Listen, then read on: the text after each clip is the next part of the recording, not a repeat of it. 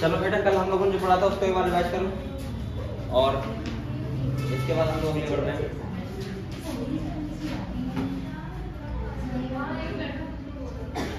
Chapter हमारा कौन चल रहा है? ह्यूमन रिप्रोडक्शन ना, ठीक है। तो हम लोगों ने कल मेल रिप्रोडक्टिव सिस्टम के बारे में पढ़ लिया था, फीमेल के बारे में पढ़ लिया था, और मैंने आपको गैमेटोजेनेसिस यानी कि मेल का स्पर्मेटोजेनेसिस बता दिया था, ठीक है। और आज हम लोग पढ़ेंगे oogenesis और साथ में पढ़ेंगे मेंस्ट्रुअल साइकिल, ठीक है।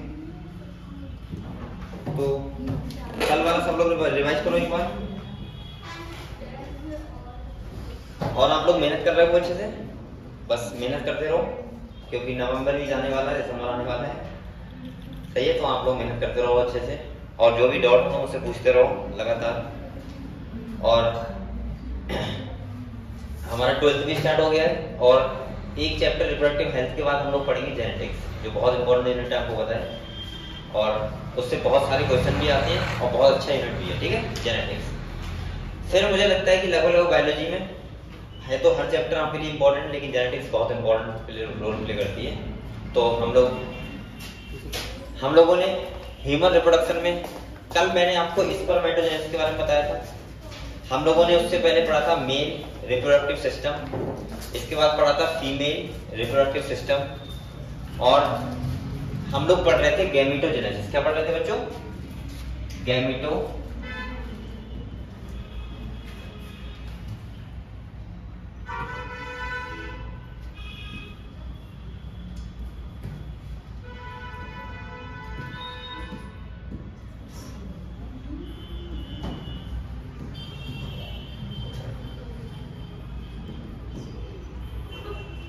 मैंने क्या बताया था आपको? मैंने कहा था गैमेटोजेनेसिस में हम लोग क्या पढ़ते हैं? Formation of gametes. तो मेल जो होते हैं वो मेल गैमेट्स का फॉर्मेशन करते हैं, फीमेल्स होती है वो फीमेल गैमेट का फॉर्मेशन करती है।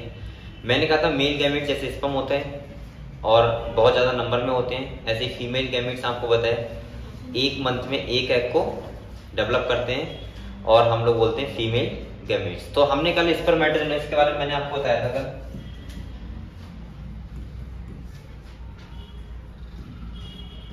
बेटा मैंने क्या बताया था स्पर्मेटोजेनेसिस के बारे में? मैंने कहा था हमारे पास कौन सेल होते हैं, यानी कि मैं बोल सकता हूँ सेमनीफेरस ट्यूबल्स होती हैं, उनके इनर साइड में होते हैं सेल स्पर्मेटोगोनिया। कौन से होते हैं? स्पर्मेटोगोनिया। मैंने आप लोगों से ये बताया था, मैंने कहा था स्पर्मेटोगोनिया सेल होते हैं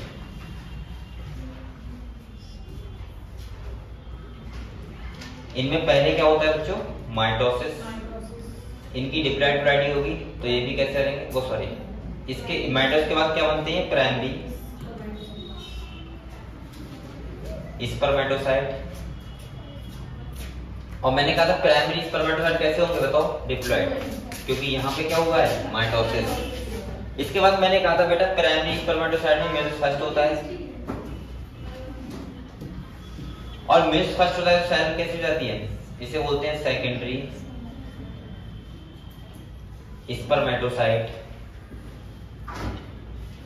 और ये सेल होते हैं हैप्लॉइड। कैसे होते हैं? हैप्लॉइड।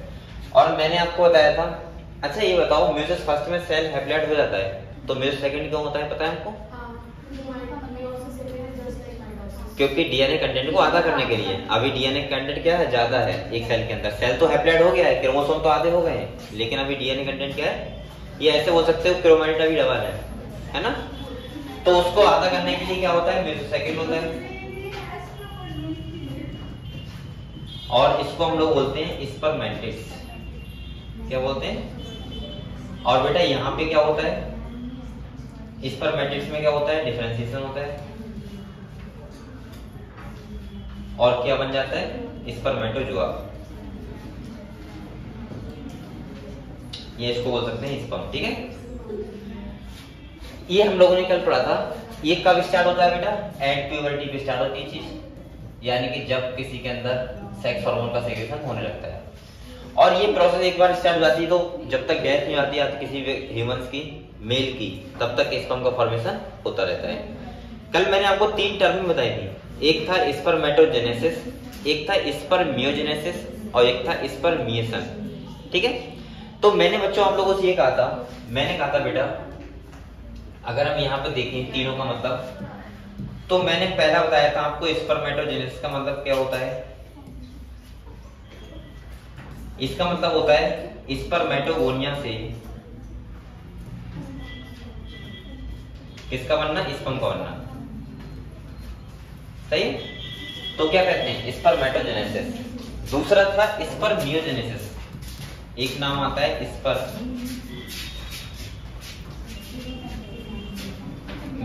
इसका मतलब पता है क्या होता है, स्पर्मेटिड से स्पर्म से बनना। मतलब डिफरेंशिएशन को क्या बोलते हैं, स्पर्मियोजेनेसिस। और स्पर्मिएशन का मतलब क्या होता है, रिलीज ऑफ स्पर्म। तो तीनों नाम में डिफरेंस है थोड़ा थोड़ा। एक होता है स्पर्मिएशन और इसको बोलते हैं रिलीज ऑफ स्पर्म।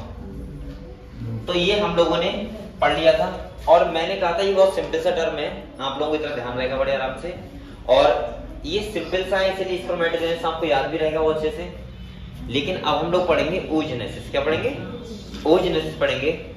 अब वो थोड़ा सा समझने वाला पोर्शन है जिससे आपको क्लियर हो जाए। तो आप लोग पहले ये कहानी समझ गए पूरा स्पर्मेटोजेनेसिस की। उसके बाद बेटा मैंने आपको बताया था पाथ ऑफ स्पर्म, आपको पता है, बताओ।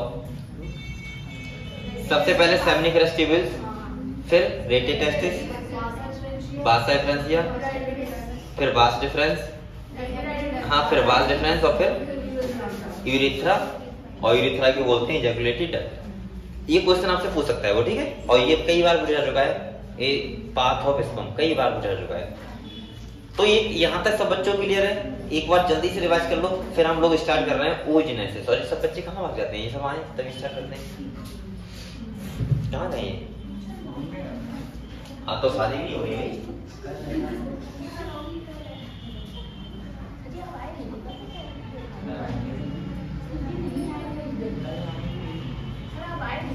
कहाँ? मैं क्या करता शादी में? सब थे, कोऑर्डिनेटर सर, देव भैया। मैं कर लूँगा आज। चलो देखता हूँ कल आके। वैसे मुझे कोई इंटरेस्ट नहीं है शादी देखने में ज़्यादा। एक तो एक छुट्टी मिलती है उसमें भी ज़्यादा घूमो फिरते लगता है, ठीक है। छुट्टी क्या मिलती है, 2 घंटे का टाइम मिलता है खाली, घंटे फिर जाना। क्यों? सामान मिला है? अच्छा, कितना मिला है? शादी का एक अपना अलग फायदा तो है, खैर सब कुछ मिल जाता है, सामान भी है, सब कुछ मिलता है ना, बेड वगैरह सब मिल जाता है। चलो गद्दे दे, वो क्या फर्श में बिछा लेंगे। मैंने तो कहा था मुझे जल्दी गद्दा दे ही रहे हैं। बेटा एक बार रिवाइज कर लो जल्दी से, फिर हम लोग oogenesis पढ़ेंगे।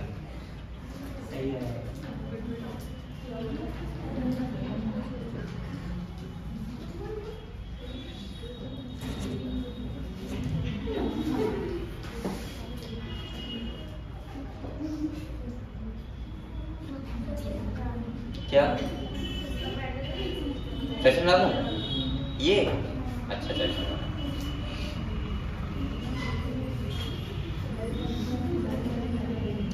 देखो, एक बार देख लो। मैंने आप लोगों को क्या बताया, मैंने कहा स्पर्मेटोगोनिया है, ये है इनसे स्पर्म का बनना, क्या कहलाता है, स्पर्मेटोजेनेसिस। या आप ऐसे बोल सकते हो कि formation of spermatozoa into spermatogonia through meiosis. तो हम लोग क्या बोलते हैं, स्पर्मेटोजेनेसिस। स्पर्मियोजेनेसिस का मतलब होता है स्पर्मेटिड से स्पर्म का बनना, सही है। स्पर्मियोजेनेसिस इसे बोलते हैं, डिफरेंशिएशन बोलते हैं। डिफरेंशिएशन मतलब होता है फ्लैजेला वगैरह इसमें लग जाता है स्पर्म वगैरह में, सही है। और स्पर्मिएशन का मतलब होता है इनका रिलीज होना, इसका स्पर्मेटोजोआ का, तो बोलते हैं स्पर्मिएशन। चाहे आप लोग यहाँ लिख लो तब भी कोई दिक्कत नहीं है, जहां आपकी इच्छा वहां लिख लो, समझ गए। और ये कब स्टार्ट होता है बेटा, किसी भी ह्यूमंस मेल्स में, जब उसमें प्यूबर्टी आती है, यानी कि मैं बोल सकता हूँ टेस्टोस्टेरोन या मेल सेक्स हार्मोन का सीक्रेशन होने लगता है, तभी प्रोसेस स्टार्ट होता है। और किसी भी मेल्स की जब तक डेथ नहीं रहती तब तक उसमें स्पर्म का फॉर्मेशन होता है। अब हमारा जो नेक्स्ट टॉपिक है वो है oogenesis। कौन सा है, oogenesis। तो वो स्टार्ट करें। यहाँ तक सब बच्चों ने पढ़ लिया, अभी मैं एनसीईआरटी पढ़ाऊंगा आपको, रुको, लेकिन पहले हम लोग oogenesis एक बार समझ लेते हैं, पूरा पढ़ लेंगे, ठीक है। ये बच्चे आएंगे नहीं आएंगे, इस साइड करूँगा फिर इन लोगों का लॉस होता है, भाग जाते बनेगा, फिट जाएंगे। तब तक आप रिवाइज करो जल्दी से, मैं सोचता हूँ लॉस ना हो लोगों का। बेटा तुम जाना बुला के लाना, कहाँ है? कहाँ गए? मैंने कहा था आने लूँगा अंदर, अगर 5 मिनट लेट आएगा, अभी आने तो पहले आ जाए।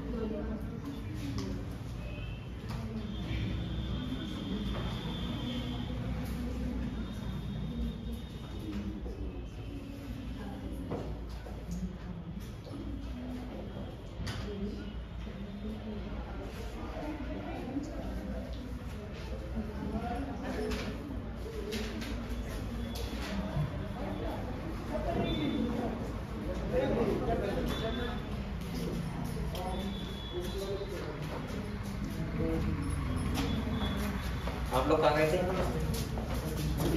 और ये बच्चे कहाँ गए? कल से अगर आप लोग 3:40 तक ना आए, सही है, तो बेटा अंदर नहीं आना दूंगा। तुम्हारा बैग नहीं रहेगा, तुम्हारा इंतजार करोगे, और फिर अंदर कितने बजे आओगे? 5 बजे क्लास के बाद। 3:40 तक आप लोग सब लोग आ जाएगा, ठीक है? क्योंकि आप लोग अगर 3:30 बजे बोलेंगे, कोई 10 मिनट बहुत होते हैं आप लोगों के लिए पानी पीने के लिए, लेकिन आपका लॉस होगा। मैं रुका पड़ा हूँ सीढ़ी की अगले ना पड़ा हूँ, ठीक है? तो आप लोग सुन लो बेटा, सही? सब बच्चे जो भी जा रहे हैं 3:40 तक आ जाया करो, वरना फिर आने दूंगा अंदर। चलो ये समझ में आया बेटा सब लोगों को? अब हम लोग बात करते हैं oogenesis। ये बहुत अच्छा है टॉपिक है और आप लोग ध्यान समझना है इसको।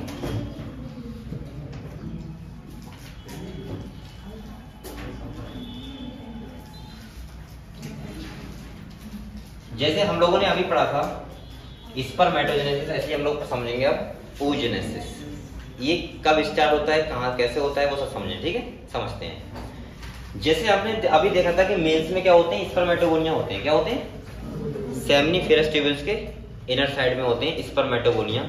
और जब प्यूबर्टी आती है किसी भी मेल्स में, यानी कि हम बोल सकते हैं एंड्रोजन या मेल सेक्स हार्मोन का सिक्रेशन होने लगता है, तो उसमें स्पर्म का फॉर्मेशन होने लगता है। और ये बहुत ज्यादा नंबर में होता है, आपको तो पता ही है। एक इजैकुलेशन के टाइम पे 100 से 300 मिलियन स्पर्म का मतलब सिक्रेशन होता है, 100 से 300 मिलियन, समझ रहे हो आप लोग? लेकिन फीमेल्स में ऐसा नहीं होता है। अगर हम पूरी स्टार्ट करें कहानी, तो ये कहानी स्टार्ट होती है जब कोई भी फीमेल्स का या किसी भी गर्ल्स का जन्म भी नहीं होता है। जब वो अपने माँ के पेट में होती है, तभी उसके ओवरी में एक टाइप के सेल होते हैं। कौन से होते हैं बेटा? ओवोनिया सेल। कौन से होते हैं? और कहाँ होते हैं? ओवरी में। कहाँ होते हैं? तो मैं यहां से स्टार्ट कर रहा हूं। ओवोनिया सेल होते हैं, और ये कहानी कब की बता रहा हूँ? एम्ब्रियोनिक स्टेज की बता रहा हूँ, किसी भी फीमेल्स के एम्ब्रियोनिक स्टेज की। और ओवोनिया सेल में उस टाइम पे क्या होता है बेटा? माइटोसिस। क्या होता है? माइटोसिस होता है, और बनता है प्राइमरी oocyte। ये ध्यान समझना, आप समझ नहीं पाओगे आप लोग बताओ प्राइमरी oocyte कैसे होंगे? डिप्लॉयड होंगे। ओवोनिया भी कैसे हैं? डिप्लॉयड है। तो मैं साथ साथ में ये इसलिए लिख रहा हूँ क्योंकि यहाँ से वो बहुत सारे क्वेश्चन ऐसे बनाता है, आपसे क्वेरी पूछता है वो। ये भी कैसे होंगे? डिप्लॉयड। अच्छा, हमने जो भी दिखाया अभी तक, सबसे पहले क्या किया? हमने माइटोसिस किया है। क्या किया है? माइटोसिस इसलिए होता है खाली नंबर बढ़ाने के लिए, सही है? अब होता है क्या है बेटा? प्राइमरी oocyte में स्टार्ट होता है म्यूसिस फर्स्ट। कौन सा होता है? Meiosis first. और म्यूसिस फर्स्ट के अभी कंप्लीट नहीं हुआ है। म्यूसिस फर्स्ट के डिप्लोटीन स्टेज में, कहां पे? डिप्लोटीन स्टेज में ये कहानी यहाँ पे अरेस्ट हो जाती है। अरेस्ट मतलब रुक जाती है। ये बात समझे? ये अभी तक जो भी मैंने बताया ये कब का है? एम्ब्रियोनिक स्टेज का, यानी कि अभी किसी भी फीमेल का जन्म भी नहीं हुआ है। ये बात समझ गए आप लोग? इतना समझ गए? अब मैं ऐसे बोल सकता हूँ कि प्राइमरी oocyte कितने होंगे, तो लगभग होते हैं 1.5 से 3.5 लाख एक ओवरी में। किसमें होते हैं? 1.5 से 3.5 लाख होते हैं एक ओवरी में। और जो जब हम बोल सकते हैं कि जब हम प्राइमरी oocyte जब डेवलप होना स्टार्ट हो जाते हैं 12 से 13 साल की एज में, तो उस टाइम पे बचते हैं 60 से 80 हजार। कितने बचते हैं? 60 से 80 हजार। तो इस टाइम पे होते हैं 1.5 से 3.5 लाख। मैं एक बार लिख दे रहा हूँ, ये होते हैं 1.5 लाख से 3.5 लाख। ये पर ओवरी की बात कर रहा हूं मैं, ठीक है, एक ओवरी में। अच्छा, अगर मैं आपसे ऐसे बोलूं कि अगर आपसे ये कहा जाए कि बताओ कितने देखो प्राइमरी oocyte कितने 1.5 से 3.5 लाख है और 13 साल की एज में बचेंगे 60 से 80 हजार। और डेवलप कितने होंगे इसमें से? तो अगर मैं कहूं पूरी लाइफ स्पैन में एक फीमेल्स के कितने एग डेवलप होंगे, तो आप कितने बताओगे? कितने? लगभग होते हैं खाली 412। ये तो आप जोड़ सकते हो ना। आप लोग खुद सोचो, एक मैंने कहा एक मंथ में एक एग रिलीज होता है, एक साल में कितने हो गए? 12 है। कितने हो गए? 12 के हो गए। और अगर हम देखें तो लगभग 35 ईयर्स तक ये सिस्टम चलता है, क्योंकि अगर मान के चलें 13-14 साल से स्टार्ट होता है और 50 ईयर तक चलता है, तो 35 ईयर मिल गई। तो 35 इंटू 12 करो, कितना आएगा बेटा? जोड़ना 350, यानी कि 420 हो गए। और 420 में हम मान चलते हैं कि एक बार तो बच्चा भी होगा, तो एक डेवलप हो जाएगा, तो वो 8 मंथ मैंने साइकिल आएगी नहीं। तो लगभग मैं बोल सकता हूँ कि अनुमान हम लगाते हैं 412 एग कि एक फीमेल पूरी अपनी लाइफ में 412 एग डेवलप करती है, यानी फॉलिकल डेवलप होते हैं। कितने होते हैं? 412। अब 412 तो बकाया इनका क्या होता है, तो ये सब क्या हो जाते हैं? खत्म हो जाते हैं, डीजनरेट हो जाते हैं। समझ गए आप लोग? तो ये तो मैंने एक मोटा मोटा आपको हिसाब बताया। अगर एक बच्चा होगा तो 8-9 मंथ तक मैंने साइकिल आएगा नहीं, तो 8 है वो कम कर दो, और लगभग 420 बैठ रहे हैं, तो कितने लगाते हैं हम लोग अनुमान? 412 का। ठीक है, एक लाइफ में एक फीमेल डेवलप करती है 412 है। अब देखो, अब ये कहानी मिटा देते हैं, बाद में बात करेंगे इसकी। यहाँ पे ये अरेस्ट हो गया। अब कहानी अगले बढ़ती है बेटा। तो अब स्टार्ट होगा एट प्यूबर्टी। कब से स्टार्ट होगा? At puberty. प्यूबर्टी का मतलब पता है क्या होता है? जब किसी फीमेल से मेंस्ट्रुअल साइकिल स्टार्ट हो जाती है, और ये होती है लगभग 12 से 13 साल की एज में। अब जल्दी होने लगा है, लेकिन पहले 13 एट 30 ईयर मान लो मैक्सिमम। सही है, प्यूबर्टी है। अब बेटा होता क्या है, आप सुनो।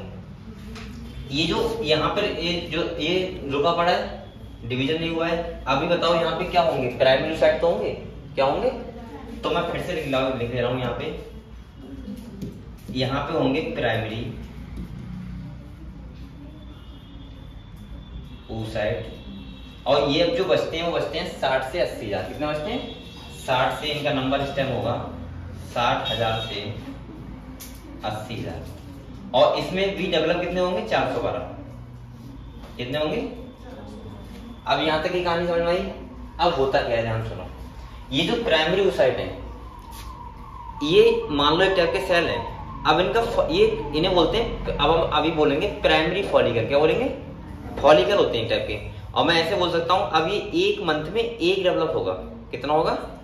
एक मंथ में एक। आपको पता होना चाहिए, मैं पहले बताऊंगा वैसे मेंस्ट्रुअल साइकिल में होता क्या है फीमेल्स में। अगर देखें तो आपको पता है, पहले तो एक पीरियड होता है, इसे बोलते हैं मेंस पीरियड। क्या बोलते हैं? उसके बाद होता है फॉलिकुलर फेज। क्या होता है?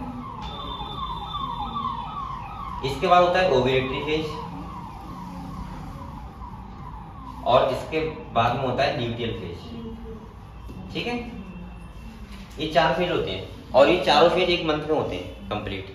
जैसे ये वाला फेज होता है 1 से 5 दिन का लगभग में, जिसमें ब्लीडिंग होती है। इसके बाद 5 से लेकर 13 दिन तक ये वाला फॉलिकुलर फेज होता है, और 13 से 14 दिन वाला होता है ओव्यूलेटरी फेज, और 15 से लेकर 28 डेज तक कौन सा होता है? Luteal phase. वैसे तो 7-7 दिन का साइकिल मानते हैं, 7 दिन है, 7 दिन है, 7 दिन है, 7 दिन है, 7 चौक 28 डेज। लेकिन वैसे अगर रियल में काउंट करें तो ये होता है। होता क्या है बेटा, देखो एक से 5 डेज में तो वो वाला एग रिलीज हो रहा है थ्रू वजाइना जो पहले फर्टिलाइज नहीं हुआ था, पहले फर्टिलाइज नहीं हुआ था। और जो 5 से लेकर 13 दिन का टाइम है, सुनो, इस वाले टाइम में अब इस यहां से एक oocyte आएगा और डेवलप होगा। ऐसा समझ में, हर मंथ एक। अब कैसे होता है देखो, सुनो। जब बेटा ये है, ये यहाँ पे है, प्राइमरी oocyte है, जब इसके पास एक टाइप के सेल आ जाते हैं इसके चारों तरफ, जैसे ये एक सेल है, सेकेंडरी oocyte है, वो प्राइमरी oocyte है, और इसके पास ऐसे एक सेल आ जाएंगे, एक लेयर आ जाएगी चारों तरफ, सही है। अगर इसको बोलते हैं ग्रेनुलोसा लेयर, आप लोग को इतना ध्यान रखना चाहिए, ठीक है, खाली ग्रेनुलोसा लेयर आ जाती है जब। लेकिन इसके अंदर अभी oocyte कौन सा है? प्राइमरी। कौन सा है? प्राइमरी oocyte है ना। अब इसको हम लोग बोलेंगे प्राइमरी फॉलिकल। इतना समझ में आया आपको? अब ये एक एग की आने जा रहा हूँ, एक मंथ में एक एग ऐसा डेवलप होगा। यहाँ तक ये सब लोग गए हो यहाँ पे, ठीक है। अब हर मंथ एक, हर मंथ एक, हर मंथ एक, जब तक मेनोपॉज नहीं होता तब तक, समझ गए। अब यहाँ पे बताओ, प्राइमरी फॉलिकल में ये क्या है? प्राइमरी oocyte है, क्या है बच्चों? और ये क्या है? Granulosa layer. ये क्लियर हुआ आपको? बताओ, क्लियर हुआ यहाँ तक? अब प्राइमरी फॉलिकल में ये हटा दे रहा हूँ। अब ये प्राइमरी फॉलिकल में, अब ये कहानी में यहां से ग्राउंड स्टार्ट कर रहा हूं।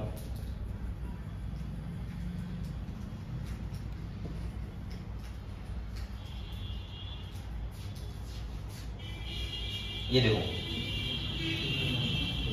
यहां पे क्या है बेटा? प्राइमरी फॉलिकल है।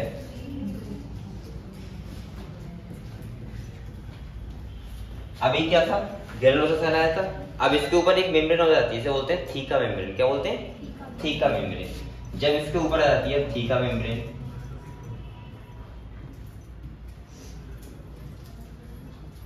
तो इसे बोलते हैं फिर सेकेंडरी फॉलिकल। क्या बोलते हैं? Secondary follicle. और इसके बाद इसमें आ जाती है कैविटी, जिसे बोलते हैं, हाँ, एंट्रम कैविटी। क्या बोलते हैं? एंट्रम कैविटी बोलते हैं। तो इसी आ जाती है, तो इसको बोलते हैं हम लोग टर्सरी फॉलिकल। क्या बोलते हैं?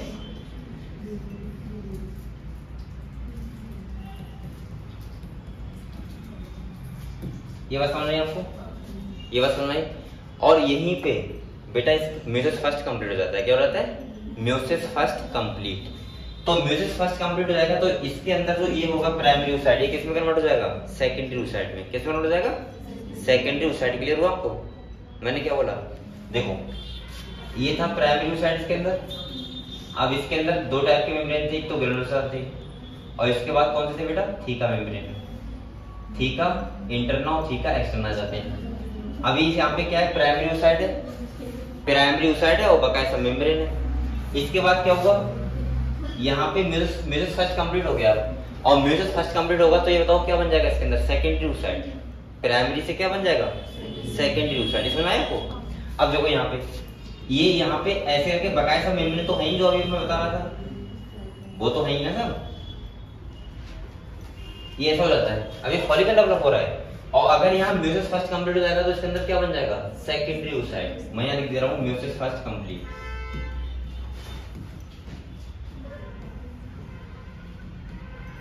ये हो गया कंप्लीट। अब आप लोग बताओ, टर्सरी फॉलिकल में एक दो मेम्ब्रेन हो जाती है, एक कोरोना रेडिएटा और एक जोना पेल्यूसिटा। तो मैं ऐसे हो सकता हूँ कोरोना रेडिएटा, और बेटा कौन सी? जोना पेल्यूसिटा। ये जाती है, तो इसको हम लोग फिर बोलते हैं मैच्योर फॉलिकल। क्या बोलते हैं? तो ये कैसा हो गया? ये समझ में आया आपको? बताओ इतना। मैच्योर फॉलिकल हो गया। अब मैच्योर फॉलिकल के अंदर क्या क्या होगा बताओ? देखो, सेकेंडरी oocyte होगा। क्या होगा? अब ये कन्वर्ट हो गया सेकेंडरी oocyte में, क्योंकि म्यूसिस फर्स्ट कंप्लीट हो गया, समझ गए। और इसके ऊपर क्या है? जैसे कोरोना रेडिएटा है, जोना पेल्यूसिटा है, इसके बाद ग्रेनुलोसा मेम्ब्रेन है, थीका मेम्ब्रेन है, थीका इंटरना और एक्सटर्ना और एंट्रम कैविटी है। ये अभी क्या है? मैच्योर फॉलिकल है। इतना क्लियर हुआ? ये जो यहाँ से लेके यहाँ तक हुआ है, ये कब हुआ है? 5 से लेके 13 दिन में एक एग डेवलप होता है। ऐसे हर मंथ होता है ऐसा, हर मंथ। अब होता क्या है बेटा, यहाँ देखो और चीज समझो। यहाँ पे ये मैच्योर फॉलिकल है।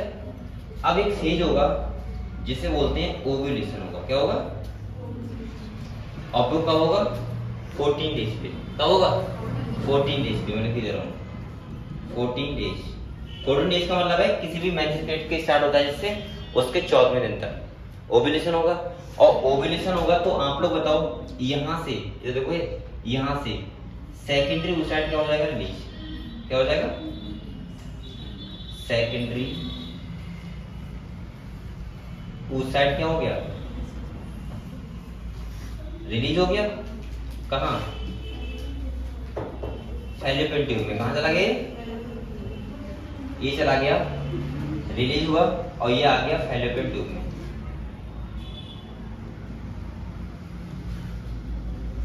तभी तो ये फैलोपियन ट्यूब में आया है जो। अब आप सोचो, इस दिन अगर 14 डेज पे स्पर्म आ गए तो ये क्या हो जाएगा? Egg fertilize. और जो बचा रिमेनिंग पोर्शन, जो भी बचा, उसको बोलते हैं हम लोग कॉर्पस ल्यूटियम। क्या बोलते हैं? तो यहाँ पे मैं लिख दे रहा हूँ जो भी बचा, यानी कि यहाँ पे ऐसे लिखूं, यहाँ पे लिख दे रहा हूँ रिमेनिंग पोर्शन।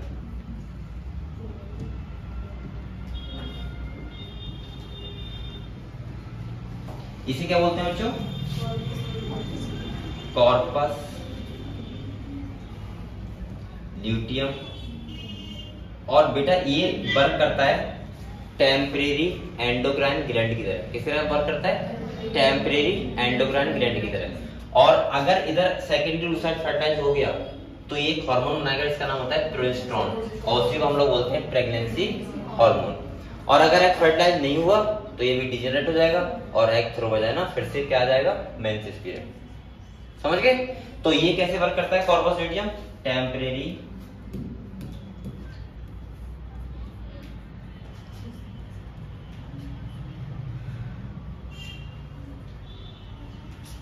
एंडोक्राइन ग्लैंड की तरह। और ये कौन सा हार्मोन बनाएगा? प्रोजेस्टेरोन। कौन सा बनाएगा? और इसीलिए प्रोजेस्टेरोन क्या बोलते हैं? Pregnancy hormone. चलो वो तो बात की बात है, बाद में आपको बताइए बात। बताओ कहानी समझे पूरी? सेकेंडरी oocyte रिलीज हो जाएगा और ये कहाँ जाएगा? फैलोपियन ट्यूब को। और इसके रिलीज होने को बोलते हैं हम लोग ओव्यूलेशन। क्या बोलते हैं? ठीक है, ये पूरी कहानी थी जो आपकी किसकी थी? oogenesis की। अब मैं फिर आपको पूरी कहानी बता रहा हूँ, फिर आप लोग लिखना एक बार फिर समझाऊंगा, समझ में आ जाएगा आपको। ठीक है, ध्यान सुनो। सबसे पहले कोई एक फीमेल होती है, उसके एम्ब्रियोनिक डेवलपमेंट में, डेवलपमेंट जब हो रहा होता है तो उसके ओवरी बनती है। ओवरी में एक सेल होते हैं ओवोनिया। कौन से होते हैं? उनमें माइटोस होगा। क्या बनेगा?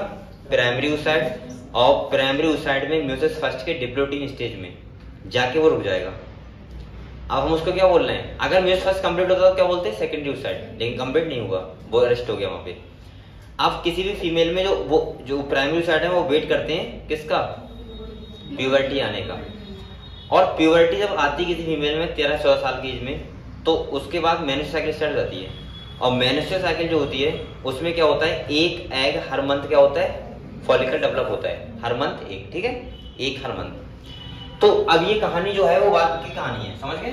जो बाद में होता है 5 से 13 दिन में होता है। अब हम लोग सुनो, सबसे पहले क्या होता है? प्राइमरी oocyte है, उसके ऊपर कौन सेल आते हैं? Granulosa cell. तो उसको हमने क्या बोल दिया? Primary follicle. इसके बाद थीका मेम्ब्रेन आई तो क्या बोला? Secondary follicle. एंट्रम कैविटी आई तो क्या बोला? Tertiary follicle. आप ऐसे याद रखना। और इसके बाद जोना पेलिसेटा और कोरोना रेडिएटा आए तो क्या बोल दिया? Mature follicle. ये समझ गए आप लोग? अब सुनो, अब और तब तक क्या हो गया बेटा? म्यूसिस फर्स्ट क्या हो गया? कंप्लीट। ठीक है, अब म्यूसिस फर्स्ट कंप्लीट हो गया तो आप लोग बताओ प्राइमरी oocyte को हम लोग क्या बोलेंगे? Secondary oocyte। पोलर बॉडी बनती है वो तो खत्म जाती है, उसकी बात नहीं करेंगे। सेकेंडरी oocyte बन गया। अब सेकेंडरी oocyte, कोरोना रेडिएटा और जोना पेलिसेटा, ध्यान सुनो, सेकेंडरी oocyte और कोरोना रेडिएटा और जोना पेलिसेटा, ये इस जो हम ओवम बोलते हैं वो इसी को बोलते हैं। ये तो हो जाते हैं जब ओव्यूलेशन होता है तो ये क्या होंगे? रिलीज फैलोपियन ट्यूब में। और जो बचा पोर्शन उसे क्या बोलते हैं? Corpus luteum.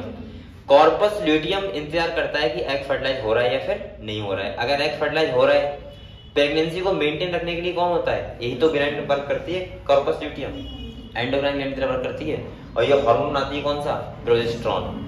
और उसके बाद अगर एग फर्टिलाइज नहीं हुआ तो एग फिर 14 दिन के बाद 15, 16, 17, 18। अच्छा, ओव्यूलेशन क्यों होता है 14 दिन? क्योंकि बेटा इस दिन मैंने अभी बताऊंगा आपको, अगले बताऊंगा मैंने सेकंड में, इस दिन LH और FS का लेवल क्या रहता है, बहुत ज्यादा हाई रहता है, हाई पीक पे होता है।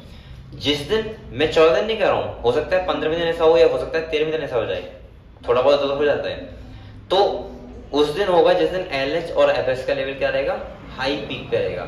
और जिस दिन हाई पीक पे रहेगा उस दिन क्या होगा, ओव्यूलेशन होगा। और ओव्यूलेशन होने के बाद सेकेंडरी oocyte रिलीज हो जाएगा। आप लोग इसको एग ना बोलो तब भी कोई दिक्कत नहीं, आप इसको बोल सकते हो सेकेंडरी oocyte। जो रिलीज होता है वो कौन होता है, सेकेंडरी oocyte। और बोलते भी यही है सेकेंडरी oocyte, ठीक है। और सेकेंडरी oocyte रिलीज होता है, अगर स्पर्म आ गया उस दिन तो क्या होगा, एग फर्टिलाइज हो जाएगा। और स्पर्म नहीं आए तो कोई बात नहीं, वही प्रोसेस फिर से एग थ्रो में जाना, मेंस पेट में बाहर निकल जाएगा, फिर से क्या होगा, स्टार्ट हो जाएगा फिर से। तो ये कहानी चलती है पूरी, और ये होता है oogenesis। समझ गए सब बच्चे, क्लियर हुआ? इधर अगर एग डेवलप हो रहा है, फॉलिकल डेवलप हो रहा है, तो यूट्रस में आपको पता होना चाहिए एंडोमेट्रियम का भी फॉर्मेशन होता है, उसको बोलते हैं प्रोलिफरेटिव फेज। क्या बोलते हैं? तो जब इधर फॉलिकुलर फेज होता है उसको दूसरे नाम से हम लोग बोलते भी हैं प्रोलिफरेटिव फेज। क्लियर? तो ये होता है सब। तो पहले आप लोग एक बार ऐसे करके लिख लो जैसे मैंने लिखा है, और ये लिखने के बाद आप लोग, फिर हम लोग इसको दोबारा एक बार पढ़ेंगे, फिर किताब से पढ़ेंगे, तो आपको तैयार हो जाएगा। लिखो बैठ के। मतलब ऊटेड वही तो होता है सेकेंडरी oocyte।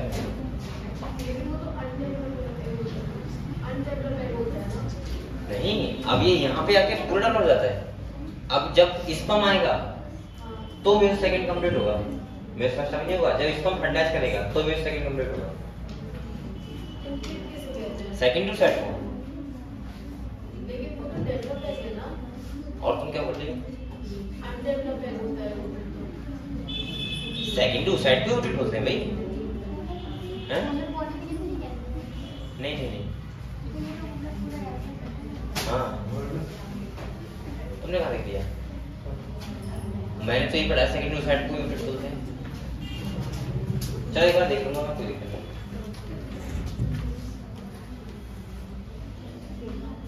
अभी किताब पढ़ेंगे, मुझे ऐसा मिल रहा है तो बता देंगे, ठीक है। फिलहाल मुझे ये बता, सेकंड oocyte को क्या बोलते हैं, oocyte ये बोलते हैं। या तो ऐसे बोल सकते हैं, ऐसा नहीं कि सेकंड oocyte को पूरा मिला के बोलते हो, नहीं कन्वर्ट होगा सेकंड oocyte में होगा, बाद में सेकंड oocyte होगा में कन्वर्ट हो जाएगा। नहीं, इसमें अनडेवलप्ड एग कहां तक है? अनडेवलप्ड सेकंड oocyte में अनडेवलप्ड एग है। सेकंड डेवलप हो गया, डेवलप हो गया ना, जहां पर अनडेवलप्ड होता है वहां तक कंप्लीट बोलते हैं।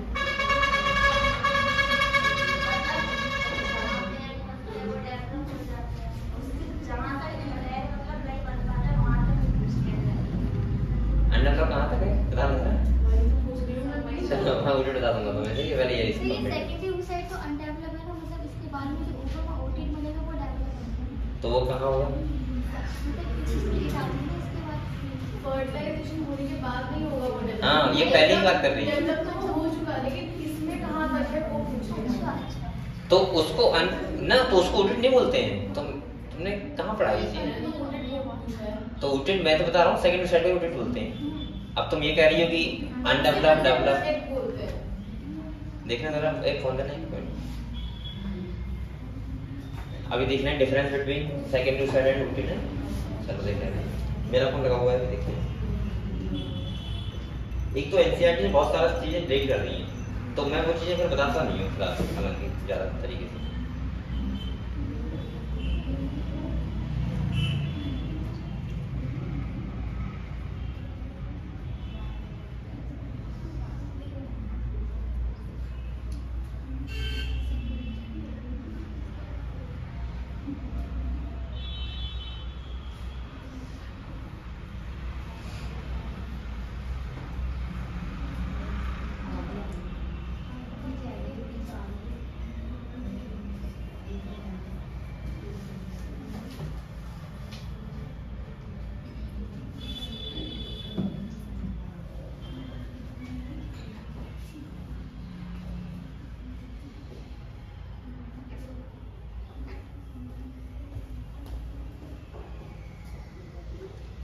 ये कह रहा है यहाँ पे देखो, ये तो ये बता रहा है कि ओटेड होता है, सुनो ओटेड होता है उसे तब बोलते हैं जब म्यूजिक सेकंड कंप्लीट हो जाता है, जहाँ पे इसको फर्टिलाइज कर देता है,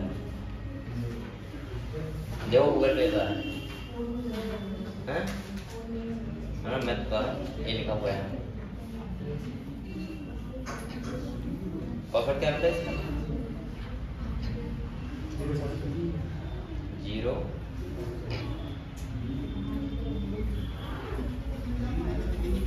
ए देखो ये क्या कह रहा है सुनो,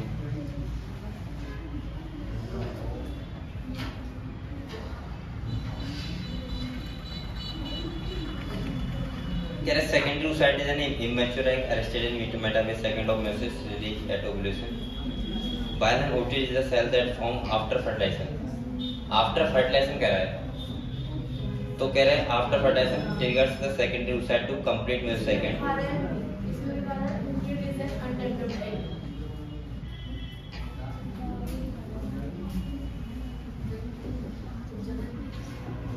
हाँ नहीं ये तो सही कह रहे हैं आप कि meiosis 2 के बाद होता है, but before the fusion of the male and the female pronuclei to form a zygote, मतलब secondary oocyte के बाद ओटेड से जाएगी। हाँ तो इसको फिर हम इसको हम अंडरवर्ल्ड एग कहेंगे क्या? हाँ क्योंकि अभी मेरे सेकंड कंप्लीट हुआ है, तो ऐसे बोल सकते हो, लेकिन अभी रिलीज तो यही करते हैं सेकेंडरी oocyte, और मैंने कई जगह पढ़ा भी है सेकेंडरी oocyte को कंप्लीट बोलते हैं। नहीं बोली थी क्योंकि अंडरस्टैंडिंग सेकेंडरी oocyte में फर्टिलाइजेशन होता है तब ओवा में तो ओटेड होता है, तब उसको बोलते हैं सेकेंडरी oocyte। किसको? सेकेंडरी oocyte में जब फर्टिलाइजेशन हो जाता है तब ओवा बनता है ना। हाँ लेकिन नहीं, मैंने कई जगह लिखा हुआ देखा है सेकेंडरी oocyte ऑब्लिक ओटेड। नहीं सर ऐसे नहीं फर्टिलाइजेशन के बाद कहाँ वो बोलते हैं, फर्टिलाइजेशन के बाद होता है ना। सेकेंडरी oocyte की बात कर रहा हूँ खाली मैं। सेकेंडरी oocyte है तो फर्टिलाइजेशन होने से पहले वो ओटेड है और ओवम है, फर्टिलाइजेशन होने के बाद तो zygote बन गया ना। सही कह रही है सर। अरे नहीं, अरे सुनो गधो, ये यहाँ पर रिलीज हो रहा है, इसको क्या बोलेंगे चलो ना। ये सेकेंडरी oocyte है जब ये मतलब स्पर्म का मतलब ये सर जैसे कि फैलोपियन ट्यूब में चला गया हाँ। मतलब ये सेकेंडरी oocyte है। हाँ तो मैं और क्या बोल रहा हूँ, स्पर्म का जैसे स्पर्म का मतलब आएंगे वैसे इसका फर्टिलाइजेशन होगा, ओवम और ओटेड बन जाएगा। नहीं वही तो गलत बोल रहे हो, फर्टिलाइजेशन हो गया तब तो zygote बनता है, zygote बन जाता है ना। अरे मेरी बात सुनो गधो, कर रहा हूँ मुझे लड़ाई कर रहा है, मैं बता रहा हूँ, मेरी बात नहीं सुनना, आप चर्चा कर रहे हो। सुनो पहले प्राइमरी oocyte हम कब पहले बोल रहे थे, हाँ और जब ये टर्सरी फॉलिकल होता है हाँ। तभी म्यूसिस फर्स्ट कंप्लीट होता है, हाँ। इसके बाद इसको बोलते हैं सेकेंडरी oocyte, और रिलीज जो होता है वो सेकेंडरी oocyte ही होता है। हाँ। और इसके बाद ये बताना है कि जब फर्टिलाइजेशन स्पर्म आता है हाँ। तब जब म्यूसिस सेकंड कंप्लीट होता है तो उसको ओटेड बोलते हैं, ऐसा लिखा हुआ है। हाँ, तो सर- बस ये तो ध्यान रखो, क्या ध्यान रखोगे। वही तो हाँ अरे तो और क्या करना हूँ, वही तो गया। कन्फ्यूज कर रहा हूँ मैं कहूँ यार।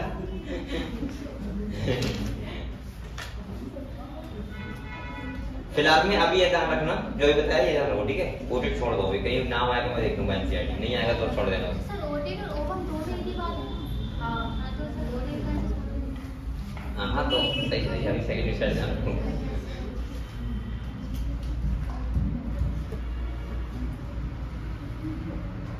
पानी है इसके पास देना, पानी देना उठाना। अरे ये क्या होगा, अरे मक्खी बैठ गई। मिट तो नहीं गया, मैंने मिटा दिया मक्खी ने पूरा।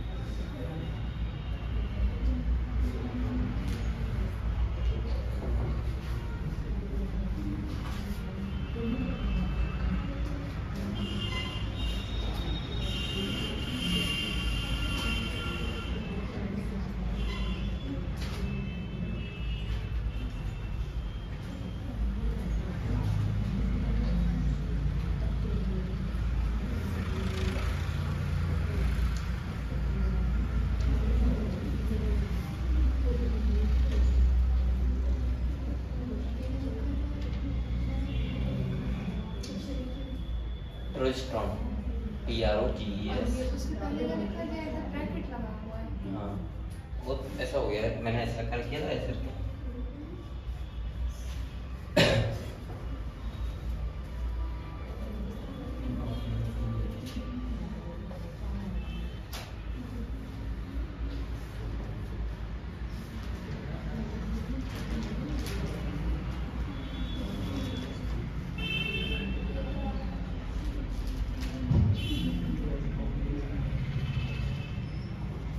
कल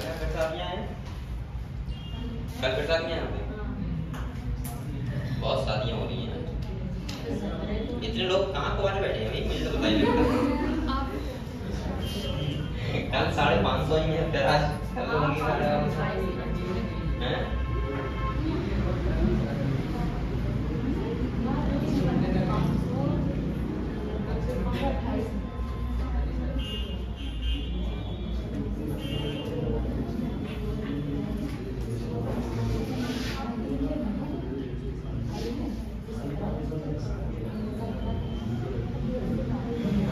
अच्छा यहाँ पे वैसे वाले लोग नहीं आते होंगे, वो वाले कोर्ट मैरिज वाले वरना वो पकड़ जाएंगे यहाँ पे ना। एक लोग वो नहीं होते तो बाकी शादी करते हैं।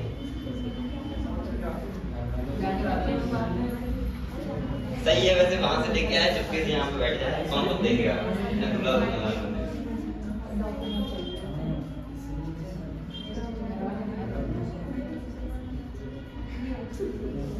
आज बिहार में इलेक्शन में आपको पता है क्या हुआ?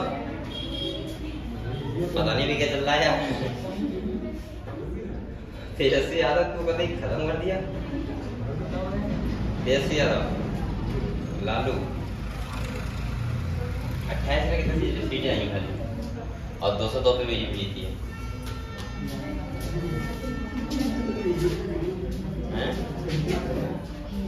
पता समझ नहीं आ रहा है कैसे हो गया ये।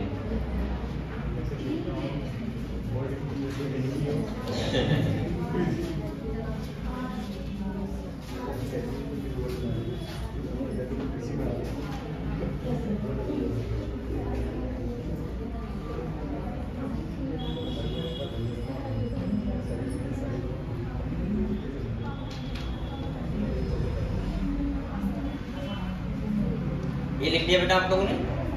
लिख लिया?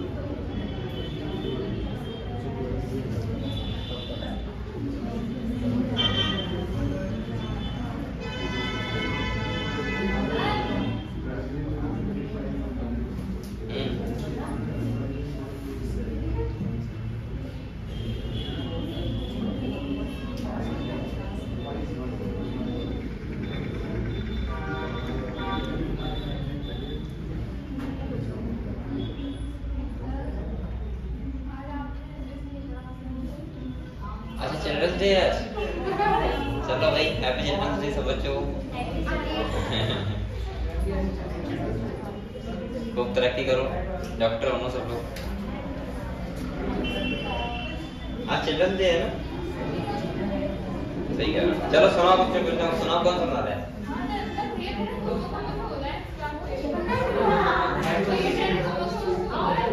अरे अच्छा चलो समोसे वगैरह तो नहीं, आप लोग को सुनाओ, सुनना चाहते हो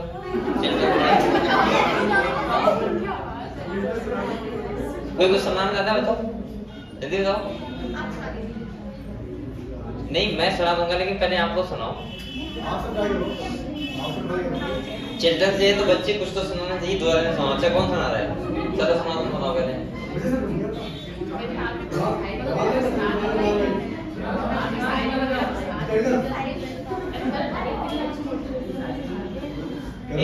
अब आप लोग बस यही करोगे, यही तो है ड्रामा, तभी तो कुछ करता नहीं। कुछ सुनाना है जल्दी खड़ा जाकर मैं सुना रहा हूँ। इसके आप लोग अंदर है जैसे कितनी है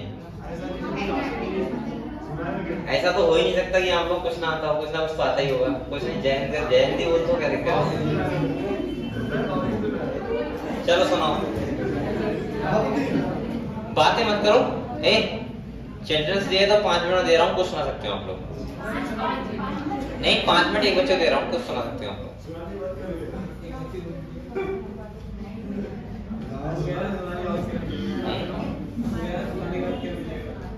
सुनाने के बाद क्या मिलेगा?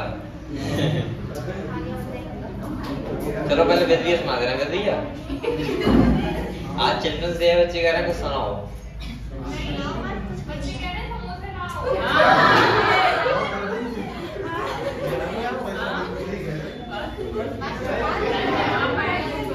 चलो ठीक है, पार्टी दे देंगे आपको, ऐसी बात नहीं है। अभी पहले पढ़ाई कर लो। एमबीबीएस बनना बहुत जरूरी है यहाँ पे, समोसे खाने नहीं। लेकिन हाँ थोड़ा सा ये लगे चिल्ड्रन डे है तो आप समझ कह रहा हूँ, कुछ सुनाना चाहते सुना सकते हो। अगर आप लोग कोई शायरी सुनाना तो अच्छी हो तो मुझे भी याद रहेगी, क्या दिक्कत। मैं वैसे भी वीडियो सुनाता रहता हूँ, यूट्यूब पे डालता रहता हूँ। आप देखा होगा कभी? देखा है? दो ही है खाली अभी।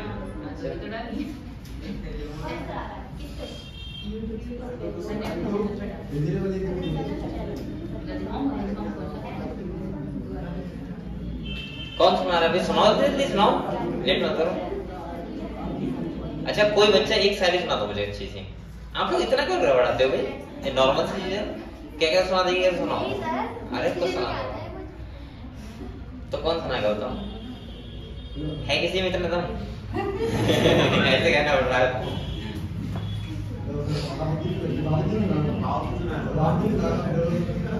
चलो बात सुनाओ तो। क्या हुआ?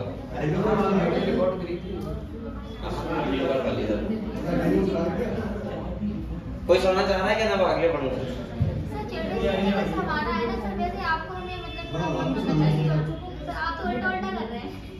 मैं ये कह रहा हूँ एक कोई आदमी सुना दो, फिर मेरी हिम्मत बन जाएगी तो मैं इतना दूंगा।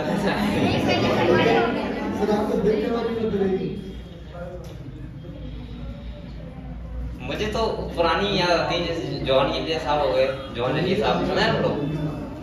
बसीर बद्री की सुनी है आपने? हैं? खुद की लिखता हूँ, वीडियो डाल देता हूँ। कौन सी जो मैंने सुनाई है? अरे नहीं चलो ये तो रहने दो, वो यूट्यूब पे डाल दिया।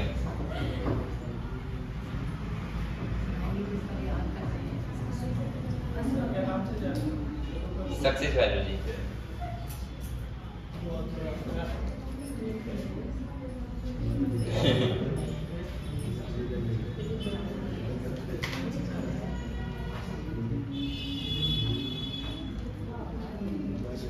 चलो सुनाओ बेटा, कौन सुना रहा है? क्या सुना रही है? याद कर दी लगातार। चल वो सुनाएगा, तुम सुनाओ। हाँ आप लोग छोटे चित्र कर रहे हो चौथे मान में। वो देखो इतने सब तुम्हें कुछ आता है? तुम्हें तो आता होगा, है कुछ दिखाओ अच्छा सा, बताओ। अरे तो यहाँ तो दोस्त है तुम्हारे साथ, क्या दिक्कत है भाई? तो लो फोन लो, लिखिए लो सुनाई दो अच्छा बच्चों को, इतनी कह रहे हैं वो लोग। लो वो फोन लेने के लिए खड़ी हुई है, सुनाने के लिए हुई है। चलो सुनाओ। नहीं कोई दिक्कत नहीं, चिल्ड्रन डे है तो मुझे पता है वीडियो में कुछ ठीक है।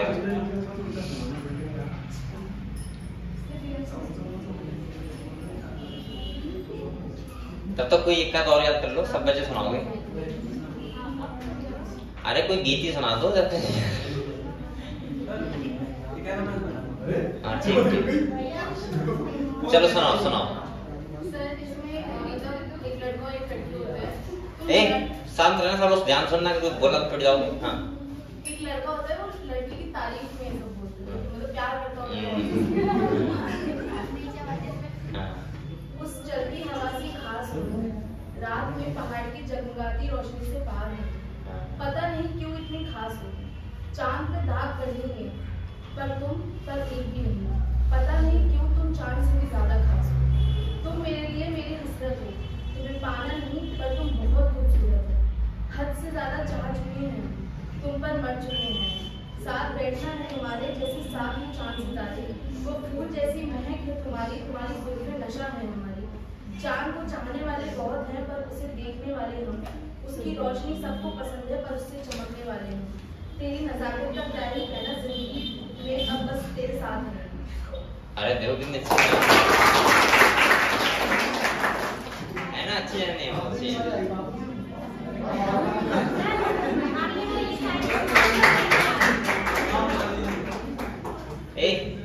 चलो और कौन सुना रहा है क्या सुना दो, एक दो लाइन सुना दो, कोई दो लाइन तो याद होंगी।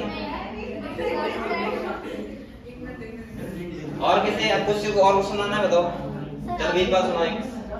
अरे कोई दो लाइन सुना दो, चिल्ड्रंस डे है ना इसलिए मैं कह रहा हूँ।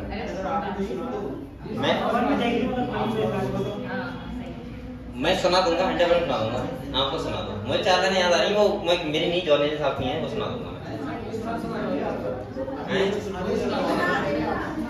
मैं सुनाऊं।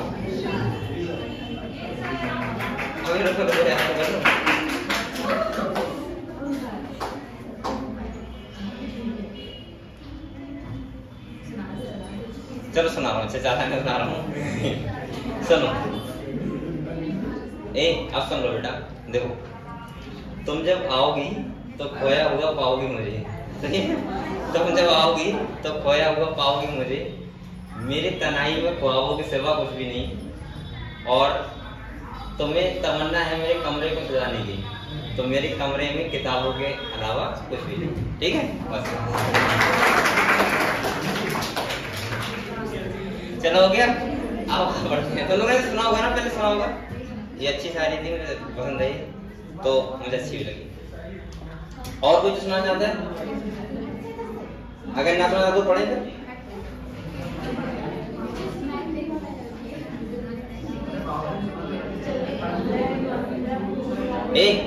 चलो हो गए, चल रहे अब आते हैं। ठीक है, तो हम लोगों ने क्या पढ़ रहे थे बेटा, यहाँ पे आ जाओ।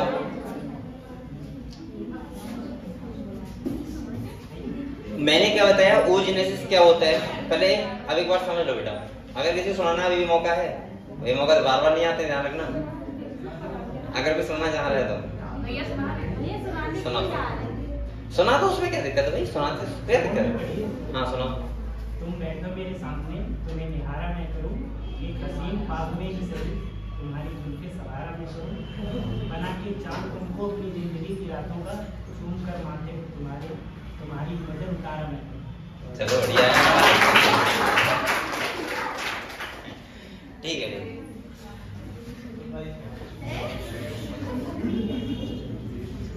चलो हो गया। और कोई सुनना चाहता है? चलो ठीक है, पढ़ते हैं बेटा।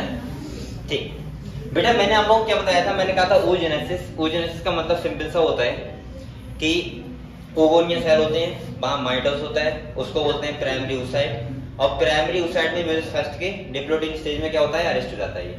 और ये कब होता है, एम्ब्रियोनिक स्टेज में होता है। एम्ब्रियोनिक स्टेज के बाद क्या होता है, 12 से 13 साल की एज होती है किसी फीमेल्स की, तब क्या होता है, मेंस्ट्रुअल साइकिल स्टार्ट होता है।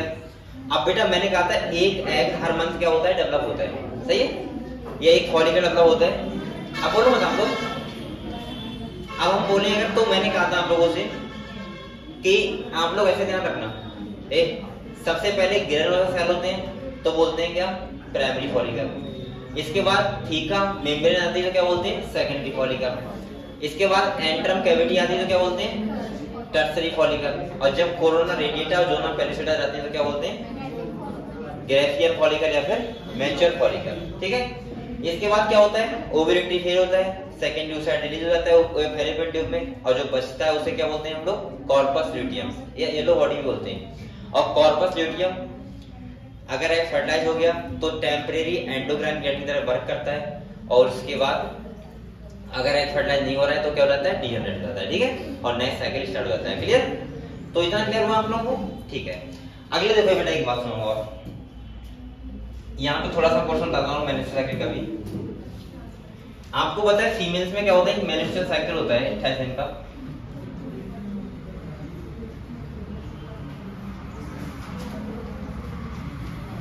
ये कब का होता है? 28 से लगभग एवरेज 28 डेज का होता है, या 28 से 32 डेज का बोल सकते हैं हम लोग, लेकिन एवरेज कितने डेज का होता है? 28 डेज।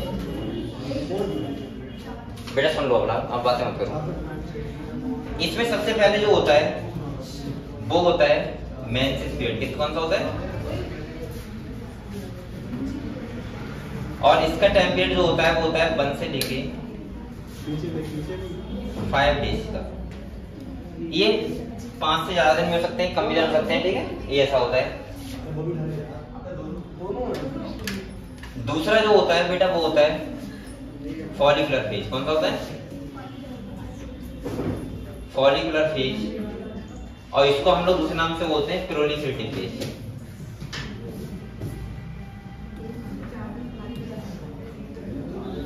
और ये जो फेज होता है वो कितना होता है?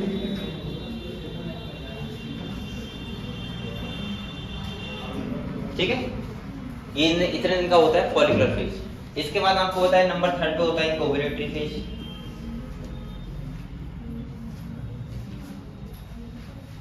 और ये होता है 14 डेज पे। क्या होता है? 14 डेज का मतलब है कि इस दिन एग रिलीज होता है, और अगर इस पर पहुंचते हैं तो क्या हो जाएंगे? फर्टिलाइज। सही है, तो फीमेल का फर्टिलाइजेशन, इसे फर्टाइल पीरियड बोलते हैं। ये कौन सा दिन होता है? 14 डेज पे। हालांकि एनसीईआरटी ये कहती है कि 10 to 17 डेज मान सकते हैं, लेकिन बेसिकली जो रियल में होता है वो कब होता है? 14 डेज पे होता है। अगले बेटा कौन सा होता है 4 डेज पे? Luteal phase. और ल्यूटियल फेज में क्या होता है भाई? Corpus luteum. और इसके बाद अगर एग फर्टिलाइज नहीं, ये कब होता है? ये होता है 15 से 28 डेज तक, ठीक है। और अगर फर्टिलाइज नहीं होता है तो फिर से स्टार्ट हो जाता है क्या? Menses period. इसीलिए अगर ये स्टार्ट नहीं हो रहा है तो इसका मतलब क्या होता है? फर्टिलाइज हो गया है। इसीलिए हम मेंस्ट्रुअल साइकिल को बोलते हैं इंडिकेटर ऑफ प्रेगनेंसी। क्लियर?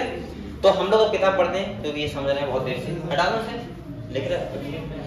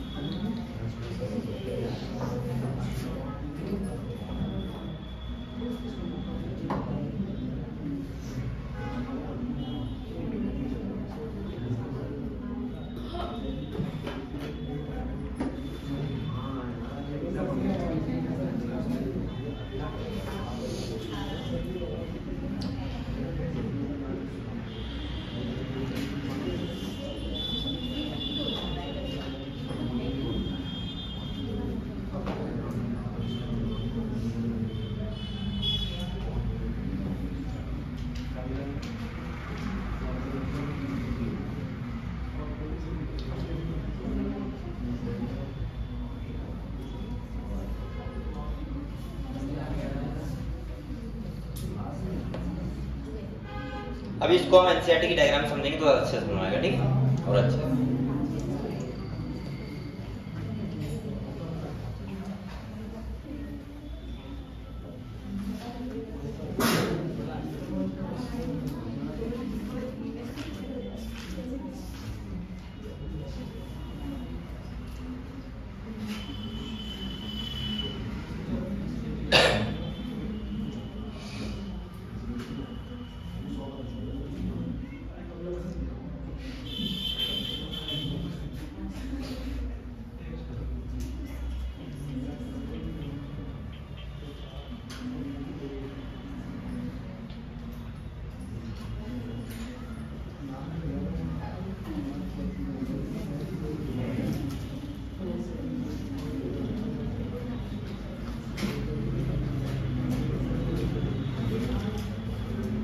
करना पड़ने लगेगा। प्रैक्टिस स्टार्ट हो गई।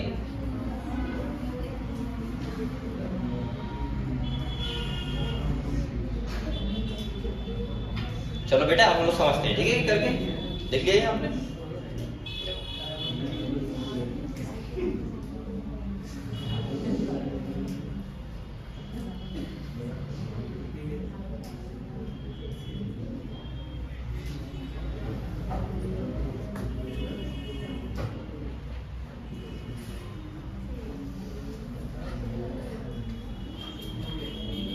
हो गया। चलो देखते हैं, अब हम लोग किताब पढ़ते हैं क्योंकि अब हमने काफी नहीं पढ़ा किताब में।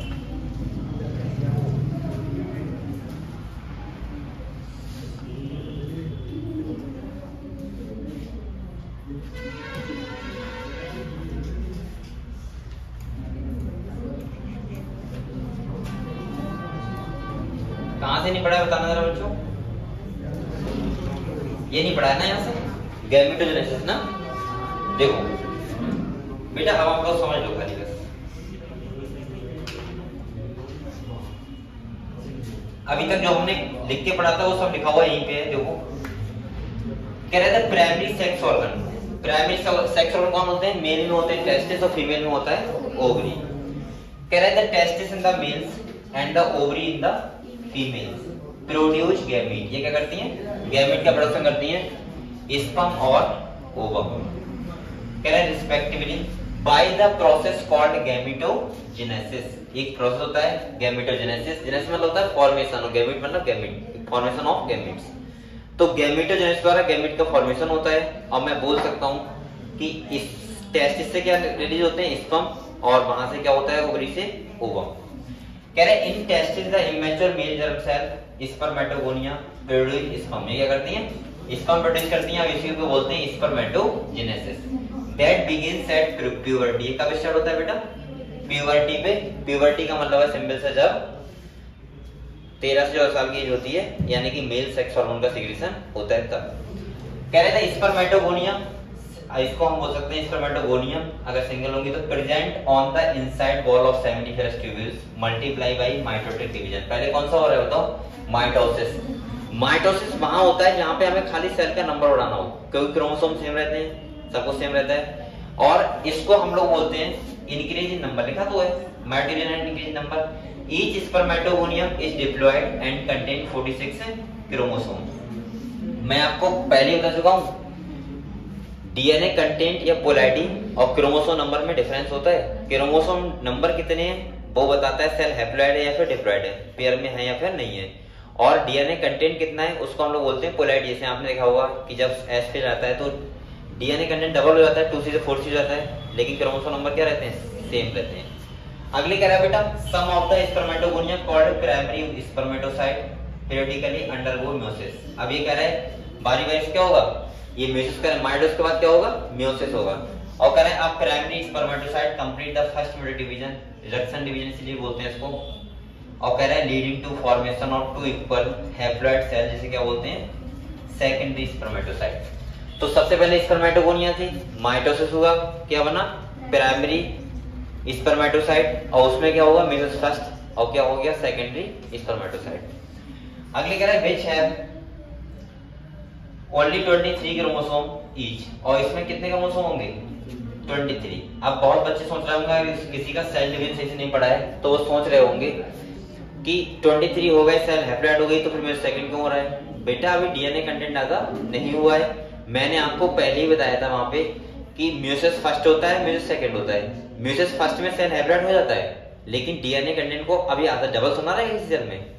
भाई 23 क्रोमोसोम तो हो गए, लेकिन वो डबल डबल अब डीएनए अमाउंट है, तो उसको हमें आधा आधा करना है, और वो आधा करने के लिए क्या होता है? Meiosis second. कह रहा है बेटा which have only 23 chromosome each, the secondary spermatocyte undergo second mutate division। और कह रहा है फिर क्या बनते हैं? 4 इक्वल क्या बनेंगे? स्पर्मेटेड्स। कह रहा है what would be the number of chromosome in the spermatids? तो कितने होंगे? 23। कितने होंगे? 23 होंगे, क्योंकि इतनी रहेंगे, क्योंकि meiosis second is like mitosis. अगले कह रहा है the spermatids are transformed into spermatozoa या sperm by the process called क्या बोलते हैं? स्पर्मियोजेनेसिस। मैंने आप लोगों को बोला था इसको क्या बोलते हैं? स्पर्मियोजेनेसिस। तो स्पर्मेटोजेनेसिस का मतलब होता है स्पर्मेटोगोनिया से स्पर्मेटोजोआ का बनना, और स्पर्मियोजेनेसिस का मतलब होता है स्पर्मेटिड से स्पर्म का बनना। कह रहे after spermiogenesis sperm had become embedded in the Sertoli cell and are finally release from the seminiferous tubules by the process क्या बोलते हैं इसको? स्पर्मिएशन। सर्टोरी सेल क्या करती है? न्यूट्रिशन प्रोवाइड करती है, ठीक है। तो ये कह रहा है कि स्पर्मिएशन का मतलब होता है रिलीज ऑफ स्पर्म। सही है, तो तीनों वर्ड समझ में आई? स्पर्मेटोजेनेसिस, स्पर्मियोजेनेसिस और स्पर्मिएशन। अगले कह रहा है बेटा, कह रहा है spermatogenesis start at the age of puberty, ये प्यूबर्टी की एज पे स्टार्ट होता है। और कह रहे हैं due to significant increase in the secretion of gonadotropins releasing hormones GnRH। आपको पता है GnRH का सीक्रेशन कहां से होता है, बताओ? हाइपोथैलेमस से। और ये एक्ट किस पे करता है, पिट्यूटरी ग्लैंड पे। और पिट्यूटरी से कौन सा होता है, LH और FSH। और वो किस पे एक्ट करता है, टेस्टिस पे।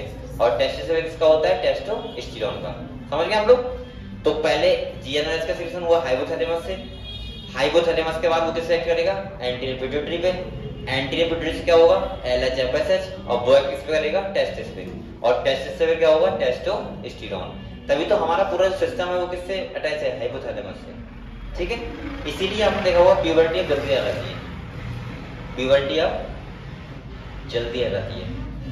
क्योंकि आपको पता है क्यों जल्दी आ जाती है, क्योंकि हम लोग फूड खाना ना ऐसा खा रहे हैं, दूसरा हम लोग मोबाइल वोबाइल देख रहे हैं, तो बहुत सारी चीजें हैं। तो इस वजह से हम जो प्यूबर्टी का टाइम पीरियड है वो बहुत कम हो रहा है। 1 साल नहीं, ज्यादा कम हो गया। आपके बच्चों में 10 साल में 11 साल में आराम से प्यूबर्टी आ जाती है। अगले कह रहे हैं दिस, पहले के बच्चे 10-11 साल भी जानते नहीं थे, सही है, कि प्यूबर्टी क्या होता है या फिर सेक्स हार्मोन क्या होते हैं। आजकल के बच्चे 7th-8th क्लास में बच्चे सब जानने लगते हैं टोटल। ठीक है, अगले कह रहे हैं this if you recall is a hypothalamic hormone, पता है तुम लोगों को। कह रहे थे increase level of GnRH then act the anterior pituitary, किस पे एक्ट करता है, एंटीरियर पिट्यूटरी पे एक्ट करता है। And stimulate secretion of 2 gonadotropin, कौन से, एक होता है LH जिसे बोलते हैं ल्यूटिनाइजिंग हार्मोन, और दूसरा होता है FSH जिसे बोलते हैं फॉलिकुलर स्टिमुलेटिंग हार्मोन। समझ गए आप लोग? देखो एक बात और ध्यान रखना, जो LH होता है, LH वो लगभग जो एक्ट करता है वो बनवाता है हमसे हार्मोन टेस्टोस्टेरोन। और जो FSH होता है वो हेल्प करता है स्पर्मेटोजेनेसिस में, किस हेल्प करता है, स्पर्मेटोजेनेसिस। तो लिखा होगा सर LH एक्ट एज लिखाइलेटिक cell and stimulate synthesis and secretion of androgen.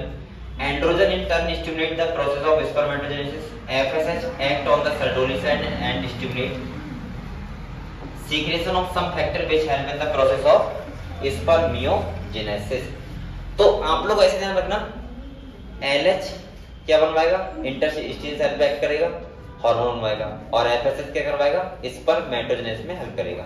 Spermatogenesis लिखा है, बात वही है। ठीक है, ऐसे फीमेल में क्या करता है बताओ, LH ओव्यूलेशन में हेल्प करता है और FSH फॉलिकल डेवलप कराने में हेल्प करता है। ठीक है, अगले कह रहा है बेटा let us examine the structure of sperm. अब ये है एक स्पर्म, कौन सा, ये स्पर्म है, ये एक सेल है, क्या ये एक हैप्लॉइड सेल है। ठीक है, इसका जो आगे वाला पार्ट है एक्रोसोम बोलते हैं, इसमें प्लाज्मा मेम्ब्रेन हो गया, ये हेड वाला पोर्शन हो गया, इसमें न्यूक्लियस होता है, सही है, और ये नेक है। इसके बाद ये माइटोकॉन्ड्रिया होते हैं एनर्जी देने के लिए, और ये क्या है, फ्लैजेला, जो इसको क्या हेल्प करता है, लोकोमोशन में, मोटिलिटी में हेल्प करता है, कौन, फ्लैजेला। तो स्पर्म क्या हो गया, एक सेल हो गया, हैप्लॉइड सेल। और मैंने कहा था 3 ग्लैंड्स होती हैं, उनके सीक्रेशन को मिला के हम लोग क्या बोलते हैं, सीमेन, क्या बोलते हैं, सीमेन। तो देखो यहाँ पे कह रहे हैं let us examine the structure of sperm. It is a microscopic structure composed of a head, neck and middle piece। और क्या होती है, टेल होती है, टेल। कह रहे हैं आप plasma membrane envelop the whole body of sperm। The sperm head contain an elongated haploid nucleus होता है, इसके पास कैसा होगा, हैप्लॉइड, क्योंकि हैप्लॉइड सेल होता है स्पर्म। और कह रहा है sperm head contain the haploid nucleus, the anterior portion of which is covered by cap-like structure से क्या बोलते हैं, एक्रोसोम, क्या बोलते हैं। इसके पास ही एंजाइम होते हैं जो बाद में उसे उस एग की मेम्ब्रेन क्या करते हैं, इम्परमेबल बनाते हैं। कह रहा है acrosome is filled with enzyme that help fertilisation of the ovum. The middle piece process numerous mitochondria होते हैं, और माइटोकॉन्ड्रिया क्या होता है बेटा, एनर्जी प्रोवाइड करना। अगले कह रहा है which produce energy for the movement of tail that facilitate sperm motility essential for fertilisation. कह रहा था ह्यूमन मेल इजैकुलेट अबाउट 200 से 300 मिलियन स्पर्म ड्यूरिंग अ क्वाइटस, यानी कि एक क्वाइटस में कितने स्पर्म रिलीज करता है, मेल 200 से 300 मिलियन की बात हो रही है यहाँ पे। और खाली एक स्पर्म क्या करता है, एग को फर्टिलाइज करता है। बकाया बेटा ऐसा होता है, देखो मैं तुम बताऊं, 200 से 300 मिलियन स्पर्म तो होते हैं, लेकिन वो सारे के सारे ऐसे नहीं होते कि एग तक पहुंच जाएं।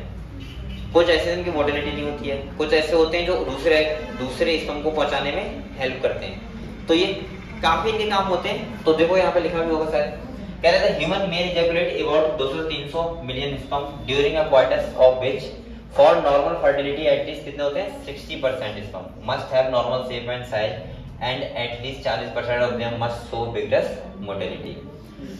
और एक ऐसे मान आप लोग ये ध्यान रखा करो, एक एवन में होते हैं 100 मिलियन और एक बार में एक मेल 1 से 3 एमएल सीमेन को रिलीज करता है, ठीक है, जिसमें होते हैं 100 से 300 million sperm.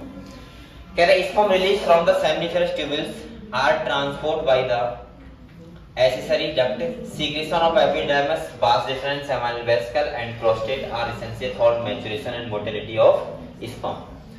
The seminal plasma along with the sperm constitute the semen, और इन सबको मिला के क्या बोलते हैं, सीमेन बोलते हैं। और कहते हैं function of male sex accessory duct and glands are maintained by the testicular hormones। सही है। तो यहाँ पे एक बात और ध्यान रखना बेटा, इस सेमिनल जो फ्लूइड होता है उसमें क्या क्या होता है, जैसे फ्रक्टोज मैंने क्या बताया था, फ्रक्टोज होता है, कैल्शियम आयन होते हैं, म्यूकस होता है, कुछ और आयंस होते हैं, बहुत सारी चीजें होती हैं, उन सबको हम लोग मिला के बोलते हैं सीमेन। और साथ में क्या हो, स्पर्म हो। एक बार जैसे ऐसे भी बच्चों ने कई बार क्वेश्चन किया, जैसे एक होता है आपने सुना होगा ट्यूबेक्टोमी होती है, सुना है आपने, और एक होती है वेसेक्टोमी, सुना होगा आपने। तो जो मेल होते हैं क्या होते हैं, उनमें होती है वेसेक्टोमी, जब किसी को अगर बच्चे पैदा नहीं करने तो फीमेल तो बेसिकली फीमेल ही करवाती है हमारे यहाँ, ट्यूबेक्टोमी हमारे यहाँ का सब लोग मतलब यही करवाते हैं ट्यूबेक्टोमी। वेसेक्टोमी का मतलब होता है जब वास डिफरेंस को कट कर दिया जाता है, ठीक है। तो उस टाइम पे क्या सीमेन रिलीज होगा, नहीं होगा, होगा बेटा, खाली आपका स्पर्म नहीं आएगा बस, लेकिन बकाया जो फ्लूइड होगा वो तो रिलीज होगा, ठीक है। तो ये ध्यान रखना है आपको, तो खाली स्पर्म नहीं होंगे, बकाया फ्लूइड होगा। यहाँ पे देखो, तो यहाँ तक आप लोग समझ गए, बताओ क्लियर हो सब बच्चों को। हमने क्या पढ़ लिया, हमने स्पर्म के बारे में पढ़ लिया, हमने ग्लैंड्स के बारे में पढ़ लिया, हमने पढ़ लिया कि स्पर्म कैसा होता है, शेप देख लिया उसका। इसके बाद हमने पढ़ लिया स्पर्मेटोजेनेसिस, और ये कब तक होती है, टिल डेथ तक होती है, यानी कि जब तक किसी भी ह्यूमंस की डेथ नहीं हो जाती तब तक। अब हम बात करते हैं बेटा oogenesis, चाहे आप लोग यहाँ पे हेडिंग डाल लो छोटा सा oogenesis।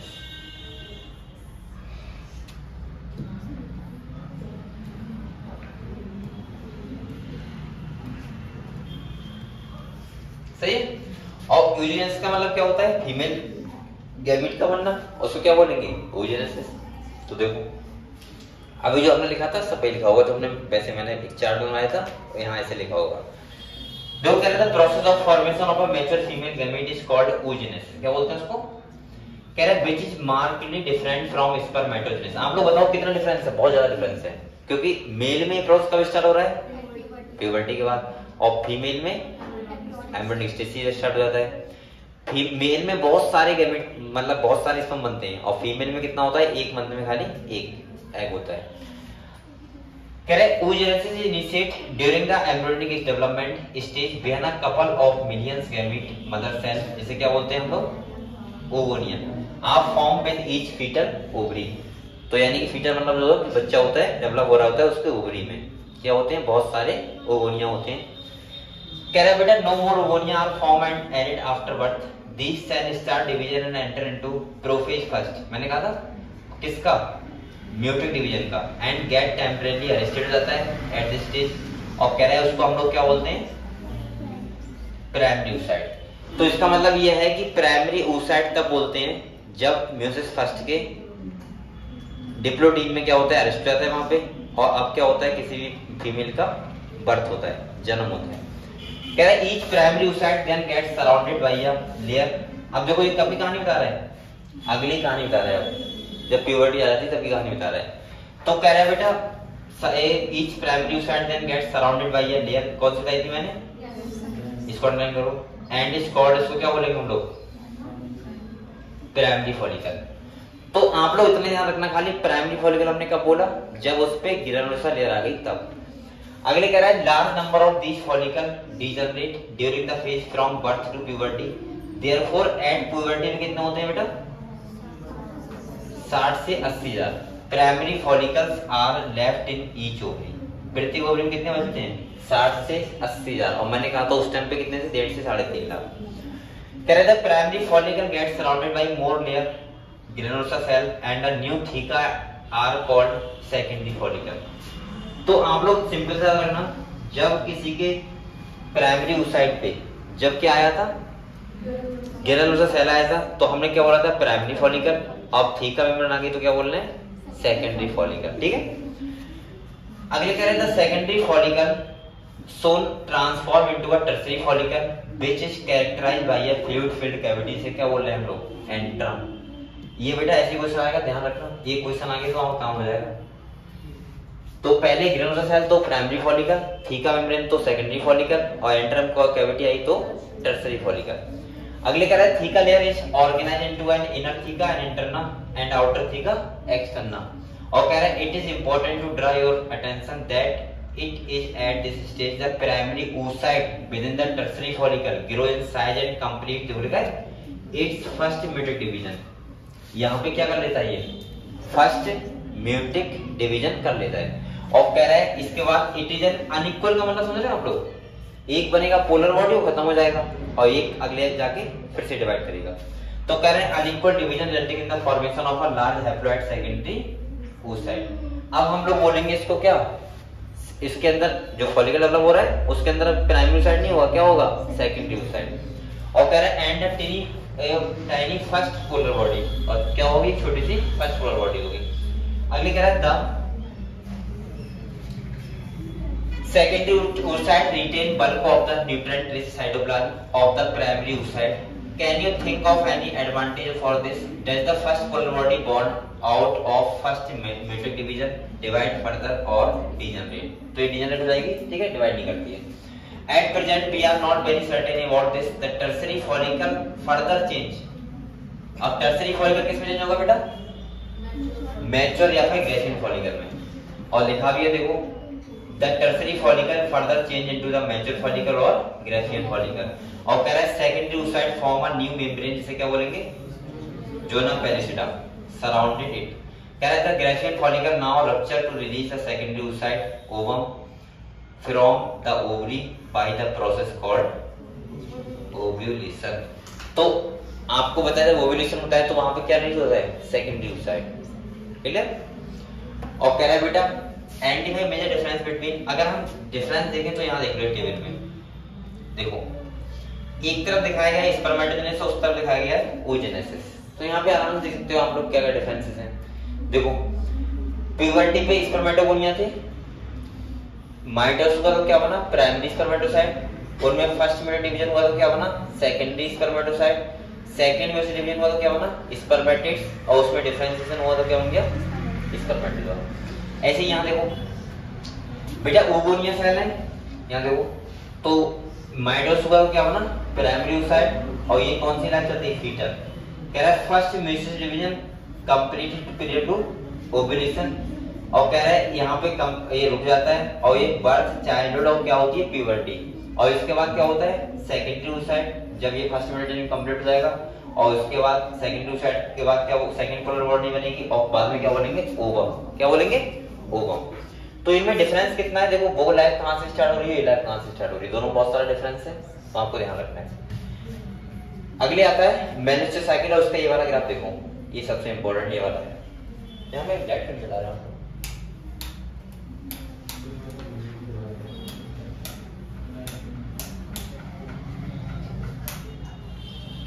देखो अब हम लोग देखते हैं ये वाला डायग्राम देखते हैं, और यहाँ पे आपको समझ में आएगा मेनिस्टर साइकिल में क्या क्या होता है, ठीक है, इस वाले से तो समझे। खत्म हो गया,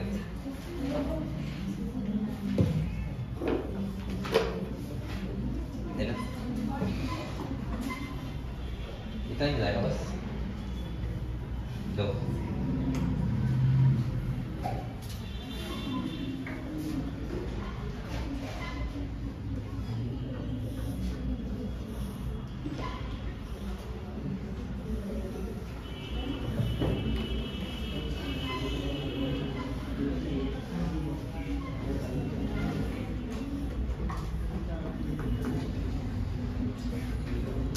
चलो मैंने साइकिल समझते हैं। मैंने क्या कहा था, ये 28 डेज का साइकिल होता है, और यहाँ पे आप लोग बेटा ये देखो, ये डायग्राम से आपको सब क्लियर हो जाएगा, ठीक है।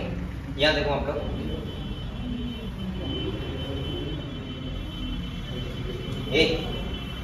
ये क्या है, यूट्राइन इवेंट है, मतलब यूट्रस वाले जो यूट्रस में होता है।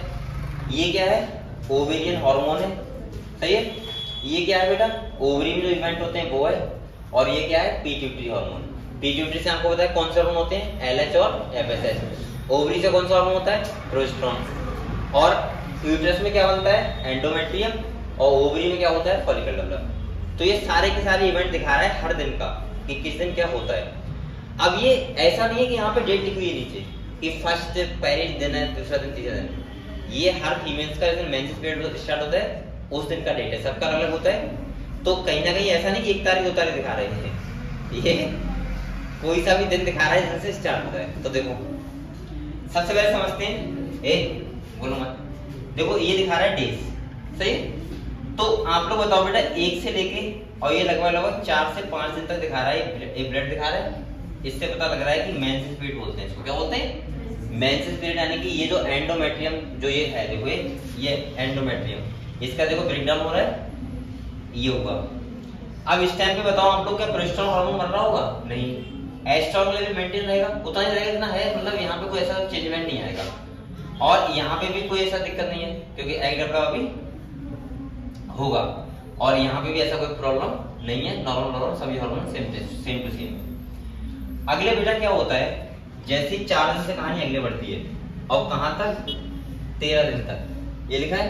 आप लोग बताओ कि एंडोमेट्रियम बन रही थी, देखो बन रही लगातार। अब आप लोग बताओ बेटा, इसके बाद देखो प्रोजेस्टेरोन का लेवल, तो आप लोग बताओ ल्यूटेन फेज ज्यादा होगा ना, कॉर्पस ल्यूटेन जब रहेगा कहां, ओवरी में, जब ओव्यूलेशन हो जाएगा, ओव्यूलेशन से पहले प्रोजेस्टेरोन लेवल सही नॉर्मल रहेगा। लेकिन एस्ट्रोजन का लेवल 14 दिन क्या रहता है, हाई रहता है। ये नॉर्मली इसलिए होता है जिससे फीमेल के अंदर लिबिडो हाई रहे 14 डेज पे। और 14 लिबिडो जानते क्या होता है, अरे क्या होता है, नहीं जानते हम लोग, लिबिडो क्या होता है, हाँ, सेक्सुअल बिहेवियर, ये हाई रहेगा, पीक पे रहेगा, ठीक है। तुम तो ये नहीं जानते, चलो यहाँ देखो। तो बेटा ये इसीलिए होता है। अब बताओ एक बात सुनो, पहली बार तो किसी ने ऐसा किया होगा तो नेचर ने पहले से प्रोसेस किया हुआ है। अरे जब कोई ह्यूमन पहले से स्टार्ट हुआ होगा रिप्रोडक्शन वगैरह, तो उस टाइम पे लोग पढ़े तो थे नहीं, पढ़े लिखे थोड़ा होंगे। अरे हम लोग सब सीखते हैं ना, तो ये भी तो पहले किसी ना किसी ने तो पहले रिप्रोडक्शन किया ही होगा, तो उसे तो पता नहीं था ना कि क्या होता है क्या नहीं होता है।